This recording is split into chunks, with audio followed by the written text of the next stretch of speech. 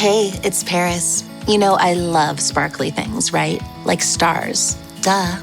And thanks to Hilton and AutoCamp, I just slept under them. Picture me, serving looks by the fire outside my luxurious Airstream, making s'mores with the kids, while a national park is our backdrop. The great outdoors meets Hilton hospitality. That's hot. Explore all the new ways to stay at Hilton.com. Hilton for the stay. This episode is sponsored by Friskies, who would like to tell your cats hi. Now, if that didn't get your cat's attention, there is one thing that always does the trick. Just pour some Friskies crunchy food in the bowl and you'll hear those paws come running. Works every time. With so many Friskies choices, you can always bring your cats running from their secret napping spots. There's always more to explore. See for yourself at friskies.com or visit your local store.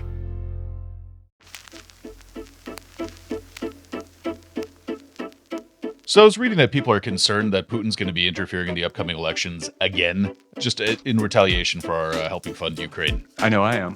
Putin basically would like to mess with our elections because that's what he does. I was going to say, he's like he's just like that ad you're always quoting, that's just what he does. It's Putin. It's what you do. So and I think like it's a foregone conclusion. We're going to see it again. The question is, will people see through it this time? And I don't think they will. Well, the issue is that there are so many people out there that are spreading disinformation as it is. I mean, how many people do you have who are election deniers running all over the country in elections, including for Secretary of State in a number of states? So any disinformation that comes in to undermine public trust and confidence in the elections, we're doing it ourselves.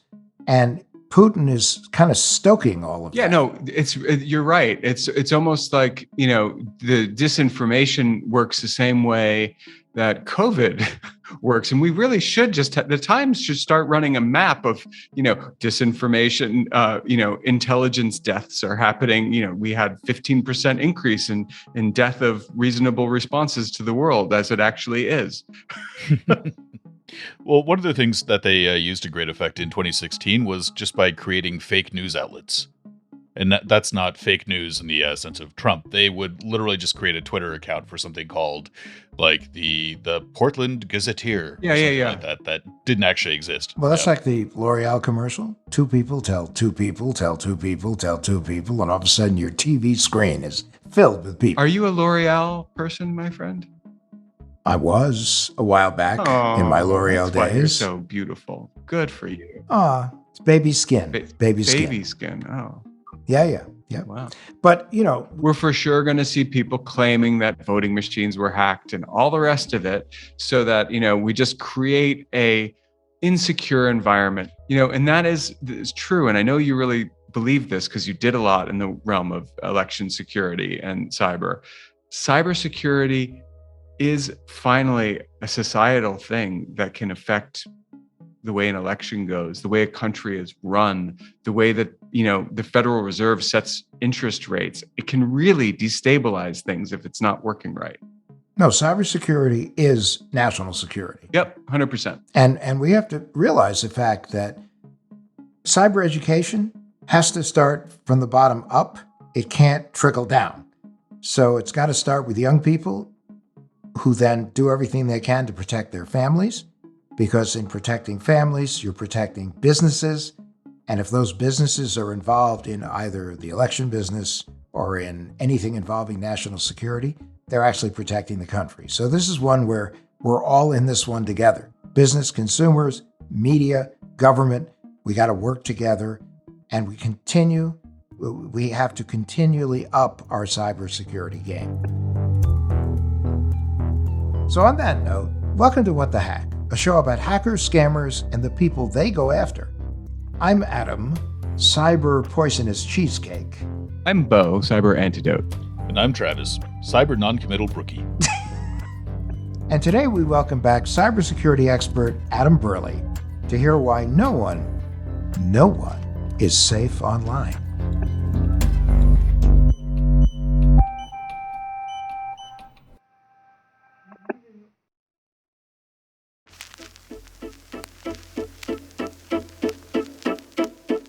All right. Well, we'd like to welcome back to the show our good friend Adam Burley, who is a cybersecurity expert. The last time we spoke with him, we were talking about a client of his who was suffering through a dark side ransomware gang incident. If there were any machines that were still infected, it couldn't spread further. We were killing machines and rolling them back with backups and that kind of thing. And this may surprise you that our client decided that they were going to go ahead and have us monitor and install antivirus on all of their computers across their networks, coincidentally, right after this happened. Adam, to refresh our audience's memory, tell us a little bit about what you do, where you're talking to us from. Sure. So I'm coming to you from my sunny basement in Columbus, Ohio, and I work for a consulting company that provides IT for other companies, and we also help companies just come to us and say, fix this problem. I work primarily in the veins of Office 365, but generally security as it relates to networks and basically computers, which is basically our entire world now. So you are actually the guy that guys pretend to be when they're scamming other guys. Yeah, that does make phone calls kind of hard sometimes, actually. For the benefit of those who are not particularly written into Office 365 for Microsoft, tell people what that is. Office 365 is, I think the official term is a productivity suite. Most people have had some experience with having a Gmail account, and it has all the docs and all of that kind of thing. It's like that, but for business, and it's in the Microsoft world. Microsoft also offers it for individual people, Outlook.com or Hotmail, if you're our age or older. Adam, what do you mean our age or older? I mean, like mid-20s. Oh, yeah. Yeah, that does describe me. Certainly emotionally, that describes you. Yes, completely. And I'm there with you. I was going to say, my friend, you're right by my side. Totally. I have a 10-year-old who's raising me, and it's very difficult work for him. Microsoft 365 invented something that changed my life. Can you guess what it is? Maybe they didn't invent it, but they introduced it. And when I noticed it as a button I could push, it changed my life, productivity-wise. The reply all button? No, sir. That would make it less productive. Travis, do you have a guess? I have nothing. Yeah. Okay, Adam, what about you? Is it the remind me in 5 minutes button? You might get calls about this saying, I can't blank. My word is doing this, and I don't know how to make it stop doing this. What is it? I'm really at a loss. You got me. Well, you know what it is? I bet you I'm totally misunderstanding what you do for a living. So what it does, what I'm talking about, is the focus button. Oh my gosh. Gotcha. The focus button. So I like a button that you can push that makes Adam disappear. Yeah. No, not Adam Burley, Adam Levin. I mean, just Adams in general. Why would you want me to disappear? Sometimes I gotta focus, man, and you're like one of the knights who say "nee." Nee.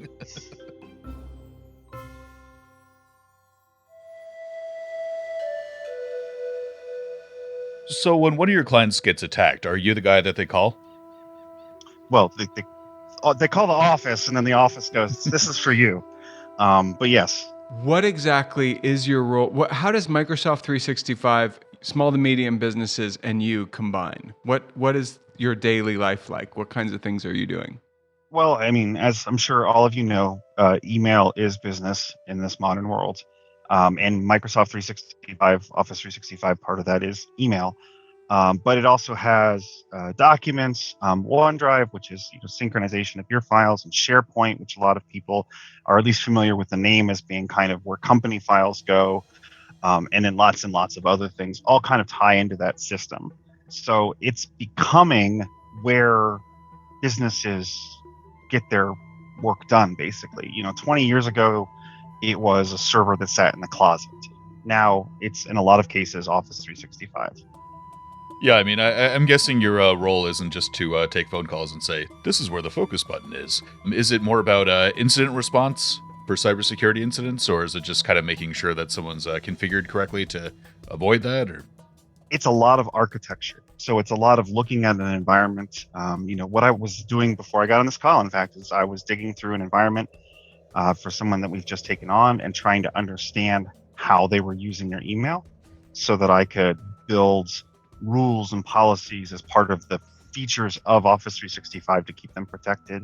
It's a big suite of tools with lots of different features, thousands and thousands of them, many that relate to security, and they're always changing. I would say the vast majority of the cases when a client comes to us or company comes to us and is looking for help when I'm going in there, it's a very long laundry list of recommendations that I'm making that are often individually small changes but add up to a big effect.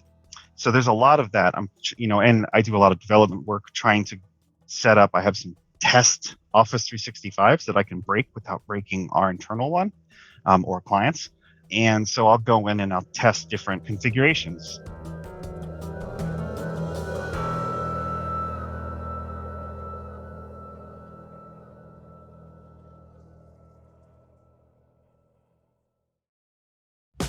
This episode is brought to you by Nespresso Virtual Coffee Machines.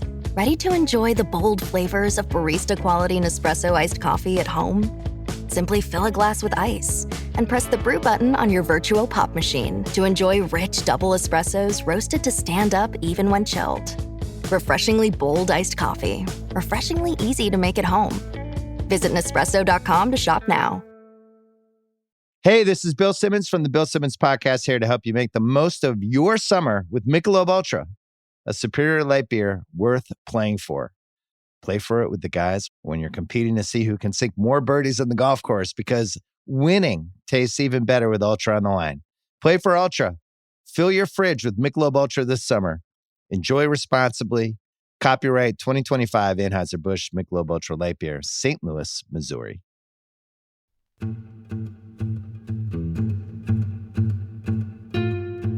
So recently, last year or so, we had a client sign on to us, call them the Very Big Corporation of America. They're pretty good sized as companies that we serve go.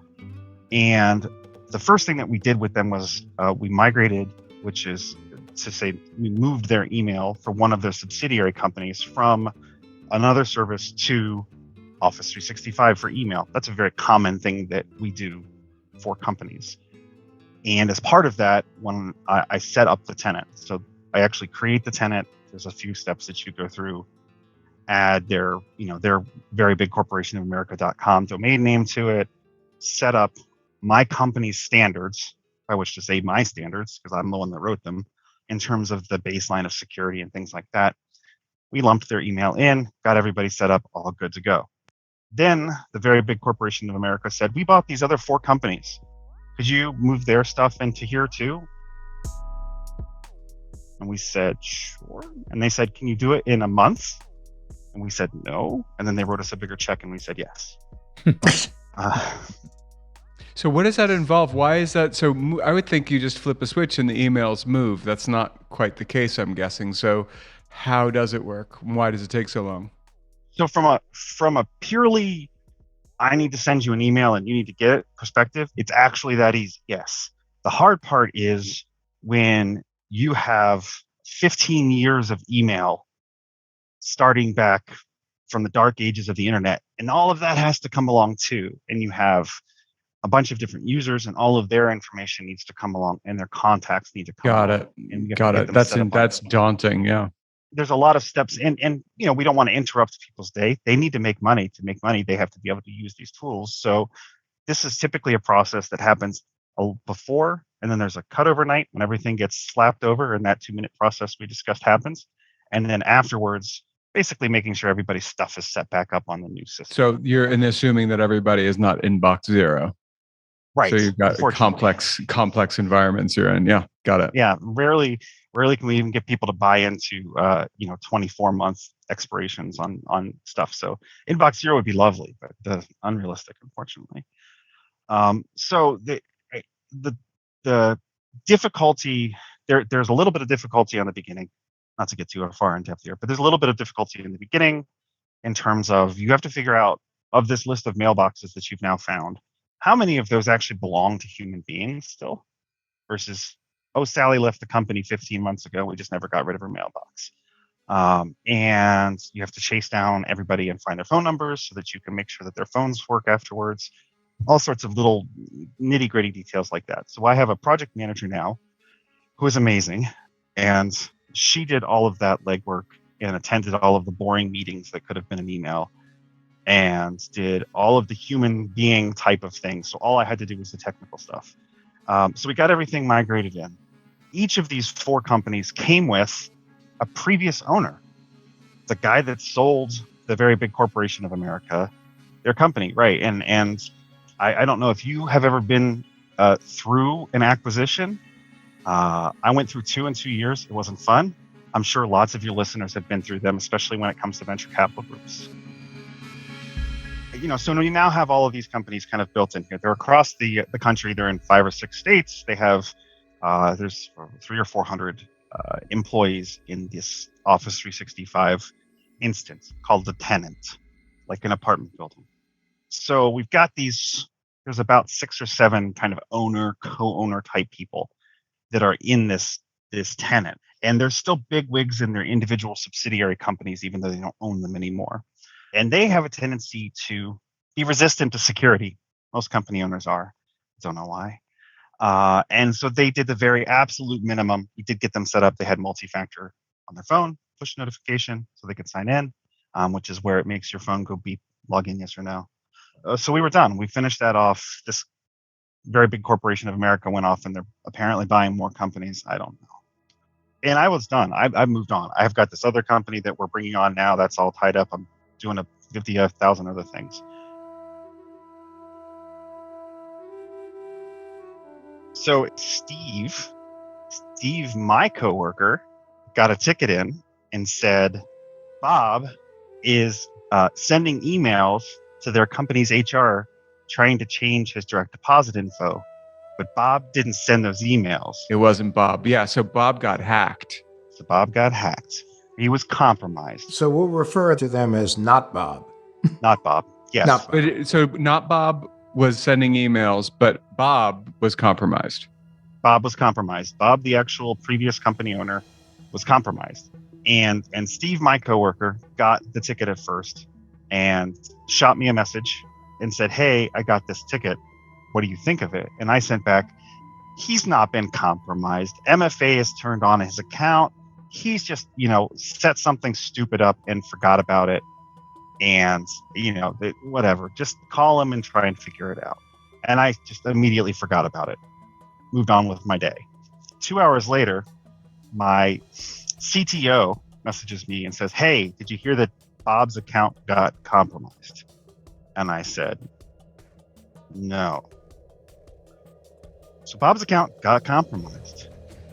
And Bob's account had MFA turned on.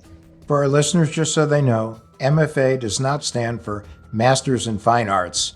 It's a multi-factor authentication. I was wondering if Steve was a sculptor or a painter or Bob or whoever. Right. I was confused. Bob, that's right, Bob. Bob was an artist, but no, he's not. He's just a person who is using two-factor authentication. Yeah, and basically almost anyone working in a business environment now has run into this at least once. You've got the little 6-digit code thing on your phone, or you get a second text message. Facebook, Instagram, Twitter, they all have this now, and if you're not using it, you need to go and turn it on, because it is still the best protection your account can have. Well, without question, our show has legions of guests who have lost Instagram accounts because they used old passwords and did not use multi-factor authentication. Now, there's ways to social engineer two-factor authentication workaround, but I'm smelling something else here. Was this a social engineering thing? Did Bob just fall for somebody's smoke and mirrors, or did something more nefarious happen? So Bob, victim. Yes, obviously this is a big deal, especially because it's a fairly recent client. They're spending a bunch of money on us. How did Bob's account get logged into? So, right, because he's got MFA, he's got two-factor turned on. So unless they stole his phone, how did they get in? Obviously I spring into action and look up log files, as one does when they spring into action. It's just not as exciting as when you're a fireman. And I look at the log and it shows you like, oh, this person signed in at this time, this person signed in at this time. So it says, oh, so Bob signed in at 8:51 from Pittsburgh, Pennsylvania, which is not where Bob lives. And 8:51, it says prompts for multi-factor authentication. And then it says 8:51, multi-factor authentication approved. And they're signed in. In Pittsburgh for sure. From a Pittsburgh connection. We don't but not Bob using a VPN and somehow pinging from Pittsburgh. Right. This is definitely a person other than our Bob. So, let's just put a pin in this for 1 second, because Adam, I don't understand why more companies aren't using a policy that states really clearly, if Bob is not in Pittsburgh and Bob logs on in Pittsburgh, shut everything down. So that's what's called geofencing, which is when a connection will only allow you, a website or a service will only allow you to connect if you're coming from a certain physical place. Bingo. And ding, ding, ding, ding, ding. And we have articles about geofencing on adamlevin.com. Why aren't people using it though? Well, there's a couple of reasons. The first reason is it's not actually all that accurate, especially with mobile phones. At least most implementations. So typically it uses what's called your IP or Internet Protocol address, which is the unique number that your internet connection has. There's a big list of them, and the list has the approximate location of where that IP address lives in the real world. So that's what geolocation services, including geofencing, typically use. So in other words, we should think of geofencing as a zip code. There are some financial institutions that the minute you leave that zip code get worried. Titchy. Yes, they get titchy. Right. Yeah, so the drawback of using an IP address to determine where you are in the world is that they move. They get bought and sold by companies. A lot of times they're in a not the correct place, or have no place, or have multiple places that they're tied to.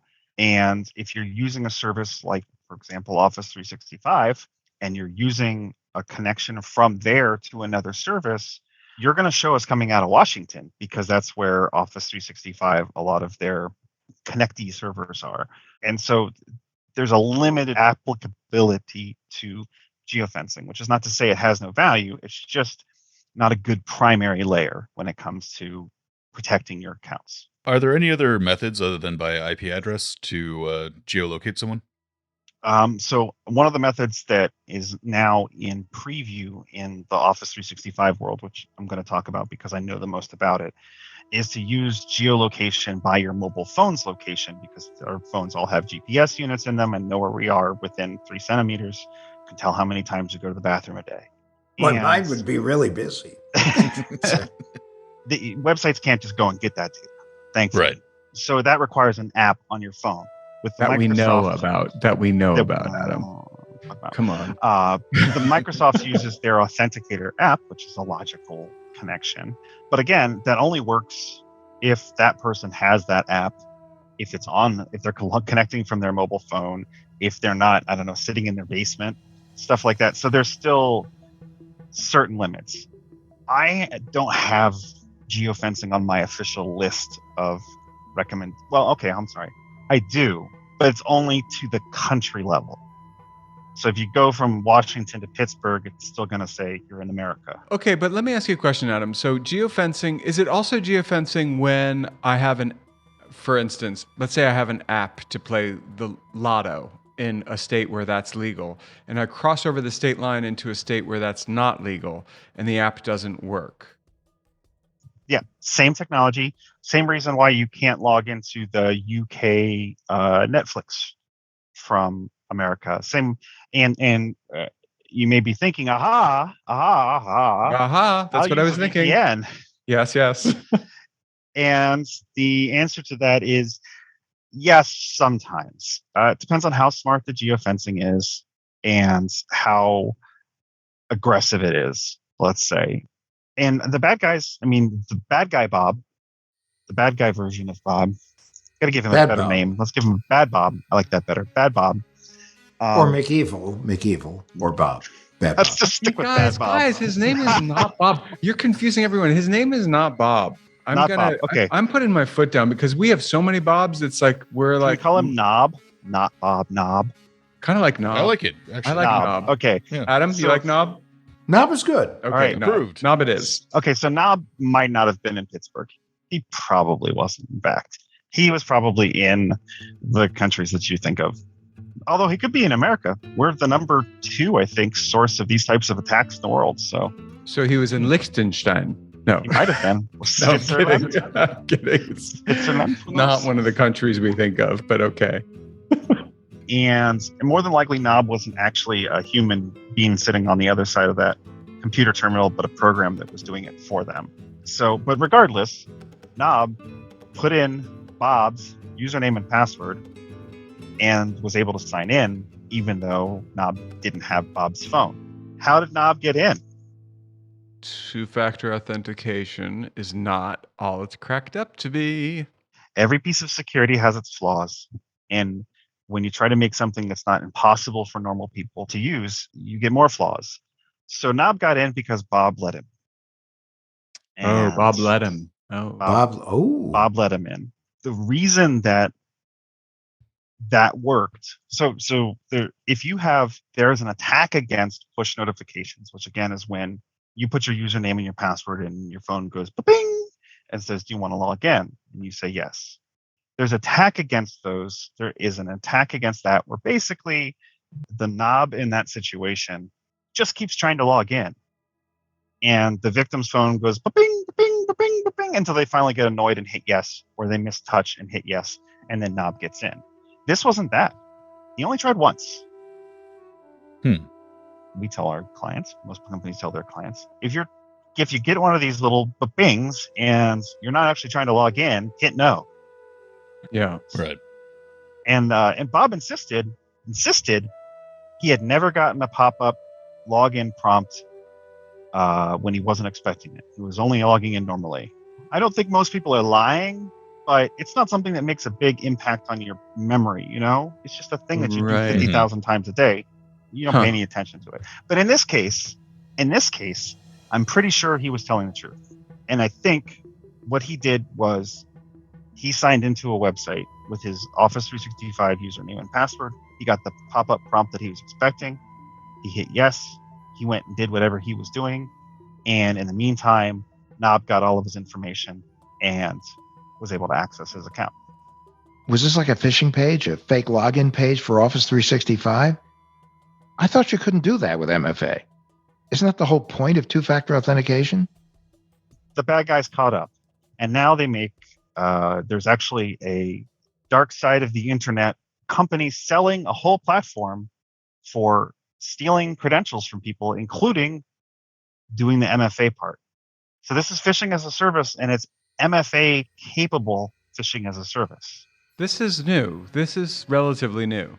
Yes, this is there was a proof of concept a few years ago by Kevin Mitnick. So there's been the concept has been out there for a while, but this is the first time that we're seeing it in bulk, where it's not just being used against some C-level manager or somebody who's a high-value target. It's just a service that's being sold. If you have $500, you too can scam people out of their credentials, including MFA. I mean, I think one of the things with MFA is that you're sending a text message directly to the recipient, or at least you're supposed to. So how do they manage to intercept it? Well, this isn't text. Text has its own weaknesses. This is through an app. So in Office 365 land, you have the Microsoft Authenticator app, and that is tied to your account. When you sign in and you're using this push notification, it sends it directly to the app. So there's not really any way to get in the middle of that. But because Bob was signing into a phishing page, when he put his username and his password in, it's on the phishing page. He hits submit. Knob's this evil software that you can buy now turns around and submits it to Microsoft as a sign-in, live, real time. And then Microsoft, of course, comes back and says, well, Bob, you've got to do 2FA. I'm going to send you a push. So from from our victim Bob's perspective, he did what he normally does, which was username, password, approve the prompt on my phone. And in the background, Knob's software collected his username, collected his password, and then once Bob did MFA, because he thought he was signing into a real place, it doesn't just sign in. It signs Knob directly into the place where you add more multi-factor devices. Oh, okay. So it locks Bob out. It doesn't. Bob has no idea. He had no idea. It just gives another place. It just gives another option for doing it. Right. Gotcha. So because Knob has Bob's password, and he gets logged directly into the place where he can add another authentication device, he does. So now Knob has Bob's username and password, and Knob can do 2FA now. This would be the part in Young Frankenstein when he shouts, "It's alive!" Yeah, it's terrifying. It's terrifying, yeah. I've spent the last 4 years telling people get MFA, and then this comes along and it's pretty broken. So, but you need to be a pretty talented spearfisher to make this stuff work. No. If you have $500 in 2 hours, you can set up a platform. It's a service. It's just like signing up for a Constant Contact. It's probably easier than Constant Contact. Okay, so just when you thought it was safe to go back into the water. Yeah, this is the commoditization of hacks and stealing accounts, where the people that make this super cool software that does this stuff, they're not attacking us. They just put it on a marketplace and they sell it to all these little groups. And they say, buy my software as a service. $500, you too can scam Granny out of $300.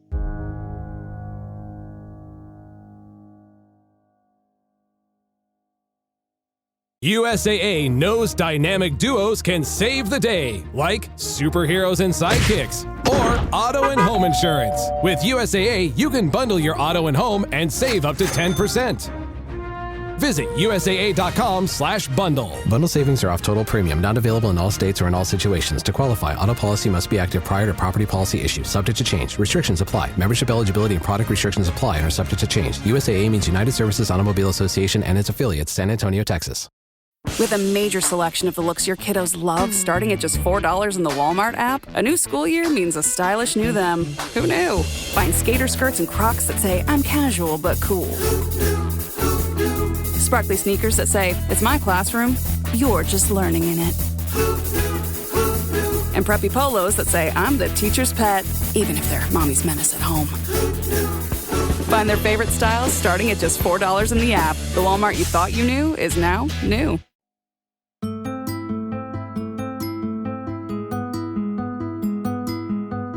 So how did this get resolved? What's the solution to this new cyber nightmare? Well, in Bob's case, obviously we reset his password. We redid his MFA, pulled out all of the things that the Knob had put in there to try and hide his malicious actions. Blah, blah, blah, blah, blah. There's a whole other list for that. But long term, there's nothing that keeps Knob from doing it again, other than Bob maybe being a little bit more suspicious this time. There's a lot of it that just comes down to user training. Telling people, hey, when you click on a link and you think you're going to Microsoft, maybe make sure you're at Microsoft.com. There are some new technical tools that are being rolled out in response to this new platform that's being sold to help make it more visible, both when someone does a verification, what it's for, and then also to make it more visible to administrators and IT type people when this activity might be going on. So one of the new features that's in a preview state right now, actually when it does the little bleep on your phone, it actually shows you a little map and says you are here. And that's based on that geolocation data. And so if you're signing into something and you think it's legitimate and you get a bleep and it says you're in Pittsburgh and you're really in Washington, maybe that might make you think twice about hitting yes. It also has an option that will tell you the app that you're signing into. So if you think you're signing into your Outlook and it says that you're signing into the password management page, again, try and give people more information so that they can make a good choice. So you're looking for the black cat in the Matrix. Yeah. Just something that's a little bit off. Yep. Yeah. Got you. And we're just trying, because again, for most people, they get the prompt, they hit yes, they sign in. It's a very habitual thing. So by giving them more information than a simple yes, no, we're now arming them with the ability to hopefully make a more correct decision. I won't say a better decision. I think one thing I'm sort of wondering about here is that, anyone in the tech industry has been just telling laypersons for a very long time now, like, you need to have multi-factor authentication enabled on your accounts. What should they be thinking now about that level of protection? And at the end of the day, MFA is still better than not MFA.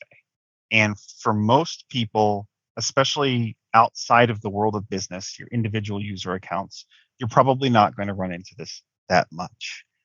They're targeting, it's still a platform that costs money. There's only one vendor right now, so it has some limitations. They are being a little bit picky about who they accept because they don't want a bunch of people to sign up for it and then spoil the pot.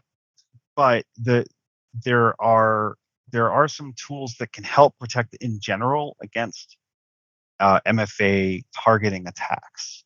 So one of them is what's called number matching, which is where instead of you just getting a bleep at the yes, no, it actually will display a number on the screen. So I put my username and my password in, and I hit login. It says, pull up your app on your phone and type this number in, and it says 52. And then my phone says, put the number in, 52, sign in, yes.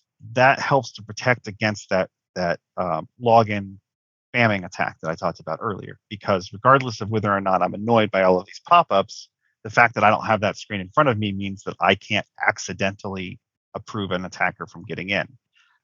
Doesn't protect Bob, though, because Bob was at a page and thought he was signing in, so he would have just put the numbers in.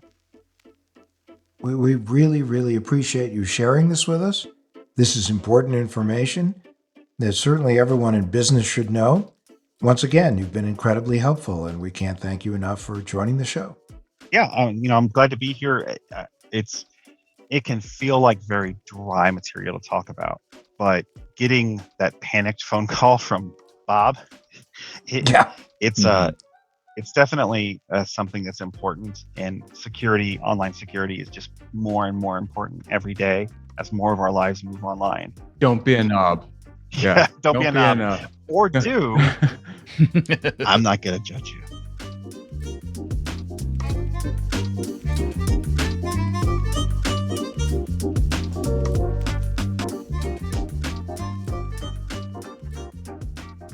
So Adam, this seems to me like another story where if you are putting cybersecurity first and foremost, which does mean going slow and being incredibly annoying, you probably can avoid getting hacked, but you have to be really like pretty much thinking constantly the way you do.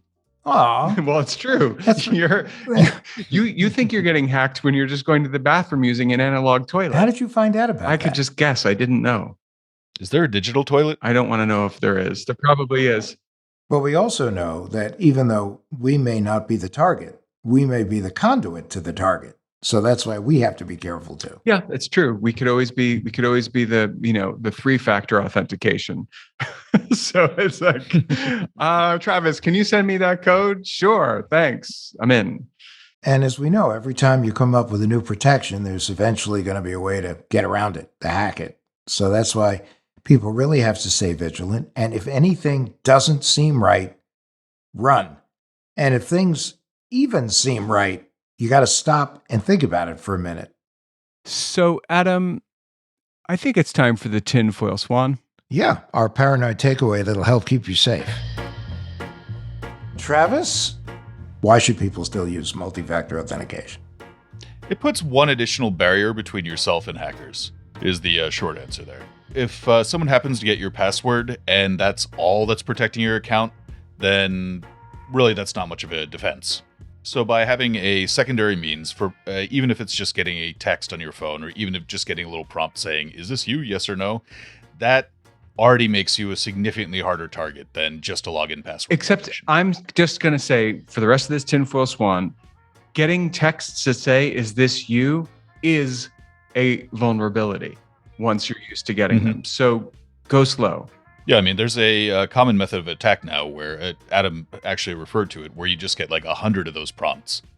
And if you keep on saying no, no, no, no, no, eventually you get impatient, just hit yes, and then the hacker's in. Well, one thing is for sure, I know myself that I will get some communications from some banks, and I go, this is not real. And then I make a call to somebody I know at the bank, and they go, yeah, it's another account you have that you may have forgotten you had, and we are trying to tell you that you got to do something about that. I love it because you do go so slow. My kids are so annoyed with me at this point because I'll get in touch with them because I also have transaction alerts set up on all of my accounts, and I will.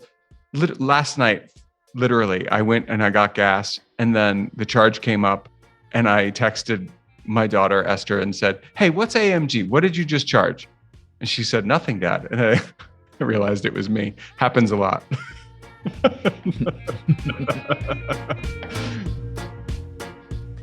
I want to thank everybody for listening to the show. We really appreciate having you. We appreciate your support.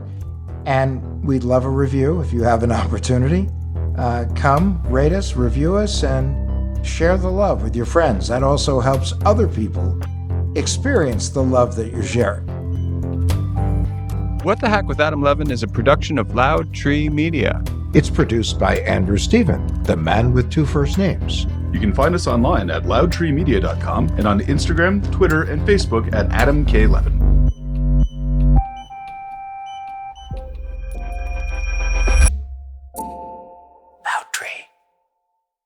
Behind every great meal is a person with a story to tell. Hear them on Culinary Characters Unlocked, the podcast that reveals the lives behind the food. Hosted by me, David Page, Emmy Award-winning journalist and creator of Diners, Drive-Ins, and Dives, as I talk with everyone from culinary legends to mom-and-pop standouts about the creativity, grit, and passion that shape the food we love. Follow Culinary Characters Unlocked on Apple Podcasts, Spotify, or wherever you get your podcasts. Behind every empire are the people history tried to forget. Lost Roman Heroes tells the stories of the remarkable characters who shaped Rome from its mythical beginnings to its final fall. Each episode blends armchair storytelling, sharp historical insight, and a bit of humor to bring these lost figures to life. From generals to scientists, from rebels to empresses, from priests to politicians, these lost Roman heroes have one thing in common. They stood up for civilization when the bad guys threatened, and in doing so, they changed the course of human history. If you're into history that's vivid, surprising, and deeply human, this show's for you.